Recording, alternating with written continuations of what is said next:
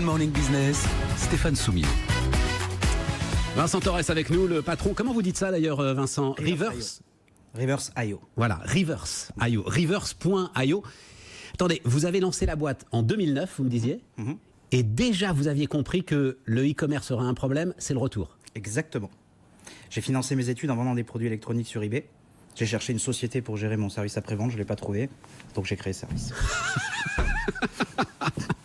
Et aujourd'hui, si je commande sur, on va dire, l'un des grands sites marchands du web et du e-commerce français, si je renvoie mon produit...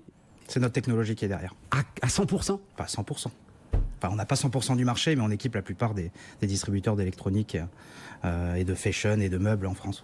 Et qu'est-ce que vous avez compris que les autres n'avaient pas compris alors? On a compris qu'il y avait un vrai besoin en termes d'expérience utilisateur pour le retour. Ce qu'il faut savoir aujourd'hui, c'est le sujet chaud de la distribution, la gestion des retours. C'est la dernière étape du plan de transformation digitale des retailers. Et c'est une bombe à retardement en fait. Honnêtement, aujourd'hui, il y a beaucoup de distributeurs qui ne sont pas prêts à absorber cette lame de fond des retours qui va arriver, qui sont liés à plusieurs facteurs. Le premier, c'est l'explosion des flux e-commerce, tout simplement. Des acteurs de la distribution traditionnelle qui sont allés sur le web ces dernières années. Et puis nous, ça fait 10 ans qu'on est sur le marché, on a vu tripler le taux de retour. Aujourd'hui, c'est un tiers des produits achetés à distance qui sont retournés. Truc de dingue. J'ai appris ça en vous lisant là. Alors, j'ai pas vérifié le chiffre. Je vous fais tout à fait confiance. C'est en phase avec les nouveaux modes. C'est en phase avec les nouveaux modes de consommation. Parce qu'on va plus dans le magasin, c'est le magasin qui vient chez nous. Quand vous achetez des vêtements sur Internet, vous allez prendre plusieurs tailles. Et puis vous allez retourner parce qu'il ne vous va pas. Pardon pour ce mot pédant, mais c'est exponentiel. Oui. C'est-à-dire que, en fait, à partir du moment où je sais en plus que je peux retourner le produit en toute tranquillité et sans effort, mais je vais en commander 3, 4, 5 et puis je vais choisir tranquillement chez moi. Et c'est des usages qui sont posés par les leaders du e-commerce mondiaux.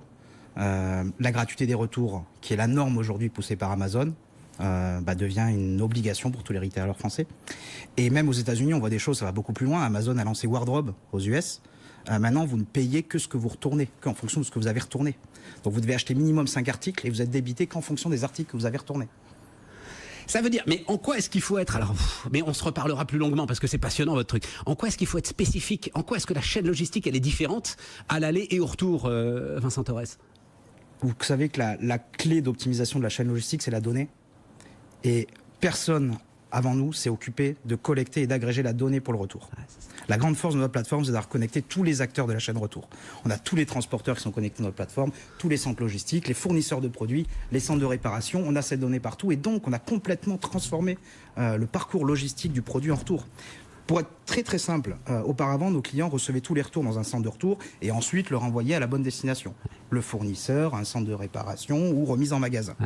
Notre techno, du fait de la donnée et de ce qu'elle est capable de faire en amont avec le client et d'analyser la raison du retour, elle est capable en temps réel d'adresser le produit au bon endroit. On évite le passage par les hubs logistiques. Le truc, il va repartir de l'entrepôt duquel il est parti. Il va partir du client ou du magasin directement vers le fournisseur ou vers le magasin qui a besoin de ce produit en stock. Il n'a plus besoin de passer par le centre de retour. Ah oui, c'est ça. Le retour peut même aller très vite servir un autre client et gagner. C'est le but. Le but, c'est que le retour puisse servir un produit en retour qui n'a pas été déballé, qui n'a pas été utilisé, puisse très vite repartir en stock. Oui, mais il a souvent été déballé et utilisé quand même. Oui, et dans ce cas-là, on a des parcours de reconditionnement où on va refaire des emballages. Donc dans ce cas-là, on va l'envoyer à un atelier de reconditionnement qui va réemballer et ensuite relivrer un magasin. Et ça, c'est notre technologie qui est capable de piloter. Et vous vous occupez aussi du réemballage et de l'ensemble de la gestion du truc. Comme je disais, notre plateforme est connectée aux acteurs logistiques du retour. Donc on a connecté des gens qui réemballent les produits. C'est passionnant, hein.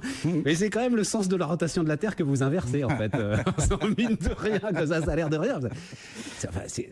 C'est devant vous une chaîne logistique, et un secteur qui, comme je le disais, c'est exponentiel ce que vous avez devant vous aujourd'hui, Vincent. C'est votre conviction. Oui, exactement. Reverse.io, ça veut dire quoi, IO? IO, input, output. C'est un point web, ça. Input, output. Oui. C'est que à vous, ça? Non. Non, d'accord, il y en a d'autres. Vincent Torres sur BFM Business.